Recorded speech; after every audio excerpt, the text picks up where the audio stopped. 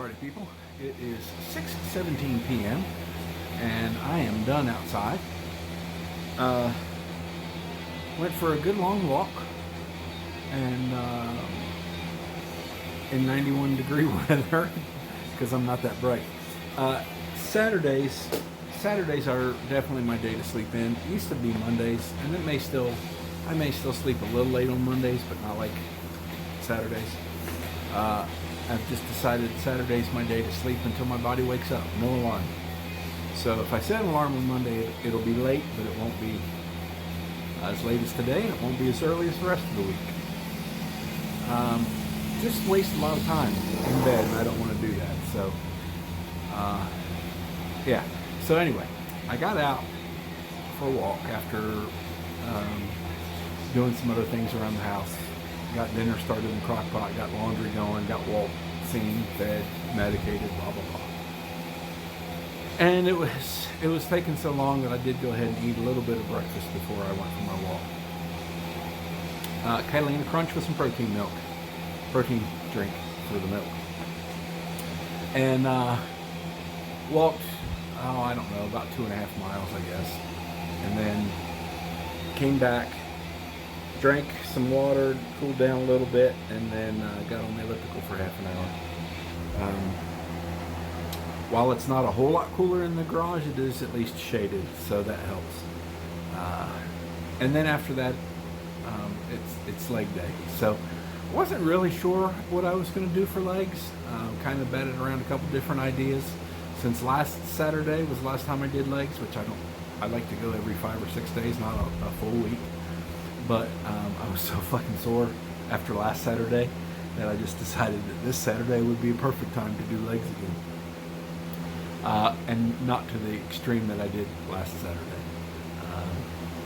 If you didn't know or I didn't explain that, or you didn't see an explanation of that, look up on my Instagram page.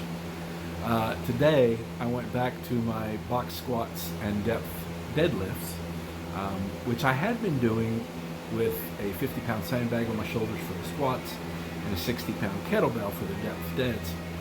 And I decided that since the last time I did that, I think I did 10 sets of 10, that if I was capable of doing 10 sets of 10, it was definitely time to up the weight. So I went from 50 to 65 on the box squats, and 60 to 75, 72.5 on the deads. I don't have a kettlebell that big, so I rigged up my a dumbbell handle with the weight, and that'll do for now. I may actually look to see if I can find a 72 or 75 pound kettlebell, but that might be a little wasteful because I don't imagine swinging that much anytime soon. But so I didn't do my normal way of counting my reps or my sets. If I know I'm doing 5 sets or 6 sets or whatever it is, a lot of times what I'll do to keep from miscounting is set out some of my B12 sublingual, whatever you call them. It's not a chew. It's a little tablet that you put under your tongue, and I'll set one out for every set that I intend to do. But I didn't do that today, and I should have. What I decided to do was a dry erase board and just making checks for every set. And at one point I got the suspicion that I had checked twice by accident, so I didn't check the next set, and I went ahead and did till I had 6 check marks. So I may have done 6 sets. I may also have done 7. The more I thought about it, the more I'm pretty sure I did 7, but I'm not going to cheat you or me. Either way. So after that, the heat wins. I'm done. I'm too hot and tired and a little hungry, a lot hungry. So I'm gonna wrap up today's workout. What I wanted to talk about a little bit, just briefly, because I'm gonna divulge a little more later, go into it a little deeper later, is I finished David Goggins' second book called Never Finished Today. And man, it was a real punch in the gut. Just great inspiration. I know he's not for everybody. I know there's a lot of people that think he's just full of shit. There's too much of his claims that are. There's too many of his claims that are irrefutable. I mean, you can just if he's lying, he would have been caught by now, because you can't lie about his military service. You can't lie about these road races, because somebody would have called him out if he wasn't telling the truth. It's inspirational. Do I intend to go run Moab 240 on a broken leg? No, probably not. But there are things in our lives that we settle for, and sometimes it's just mediocrity. We kind of settle for it. And I feel like I was probably a quarter of a mile or more from home when the book was completed. I listened on Audible, so the last thing I hear is, "You've been listening to on Audible, blah, blah, blah." And I flipped the headphones out, and I was in tears. I was truly in tears,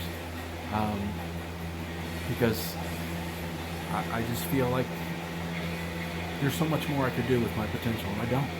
I've settled for mediocrity for a very long time. There are things that I do that other people couldn't or wouldn't. I get that. But there's things that I could do that I don't.